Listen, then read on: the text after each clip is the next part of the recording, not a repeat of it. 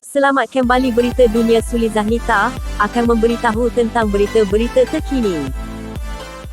Melaka, lebih 100 orang terdiri daripada ahli keluarga, pegawai dan anggota Angkatan Pertahanan Awam Malaysia APM serta pengarah Jabatan Kerajaan Negeri Melaka hadir memberi penghormatan terakhir ke atas mendiang pengarah Angkatan Pertahanan Awam Malaysia APM Melaka, Lit Kolpa Cuthbert John Martin Kodra ditengkera di sini malam ini.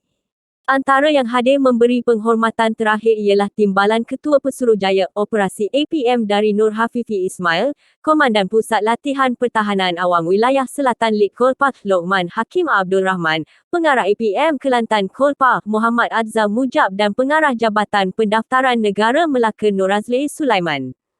Turut hadir pada upacara itu ialah adik bongsu mendiang Rovena Devra Kodra, 43, dan sepupunya Petronella JJ Hussein, 47. Upacara penghormatan terakhir itu berlangsung bermula jam 8 malam hingga 12:30 malam ini sebelum jasad Cuthbert John Martin, 47, dibawa untuk proses penghantaran pulang ke kampung halamannya di Singgahmata, Keningau, Sabah pada jam 8 pagi esok menggunakan penerbangan Malaysia Airlines. Nur Hafifi berkata jasad mendiang akan dibawa ke lapangan terbang Kuala Lumpur secara konvoi dengan bantuan pelbagai pihak termasuk APM dan Polis Diraja Malaysia kira-kira jam 12:30 malam ini. Di kampung halaman beliau, semua prosedur atau keperluan untuk proses pengebumian seperti khemah dan kelengkapan lain telah disediakan. Satu lagi upacara penghormatan terakhir akan dijalankan di Sabah dan mendiang dijangka disemadikan kira-kira jam 10 pagi pada Sabtu.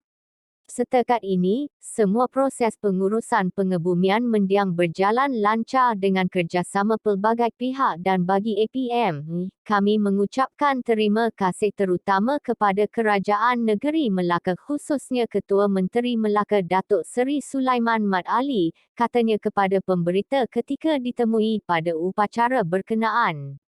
Mengulas mengenai Cuthbert John Martin, Nur Hafifi berkata, mendiang seorang pegawai yang ceria, mudah mesra dengan orang ramai, sentiasa bersemangat, berdedikasi dan disenangi pelbagai pihak terutama dalam kalangan warga APM. Mengimbas pertemuan terakhir beliau bersama mendiang ketika jamuan Aidilfitri APM pada minggu lalu, beliau berkata tiada perubahan ketara selain badan mendiang kelihatan kurus berbanding sebelum ini. Saya ada bertanya kepada mendiang kenapa nampak kurus tetapi beliau hanya memaklumkan dia kurang makan sikit untuk menjaga BMI, berat badan ideal, dan memang dalam APM, BMI adalah penting untuk memastikan anggota dan pegawai sentiasa cergas. Pemergian mendiang adalah satu kehilangan yang besar buat APM dan kami masih terkejut dengan keadaan yang menimpanya, katanya.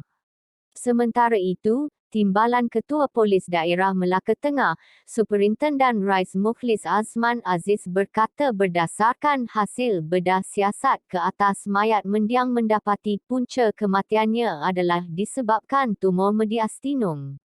Semalam, media melaporkan mendiang menghembuskan nafas terakhir di Hospital Melaka ketika mendapatkan rawatan kira-kira jam 10 pagi selepas rebah di pejabatnya di Air Keroh di sini, jam 8 pagi. Beliau pernah berkhidmat di APM Pulau Pinang sebelum dilantik sebagai pengarah APM Melaka berkuat kuasa 1 Januari 2021. Terima kasih yang sudah menonton video. Suli Zahnita, jangan lupa subscribe, like, komen dan share. Bye-bye.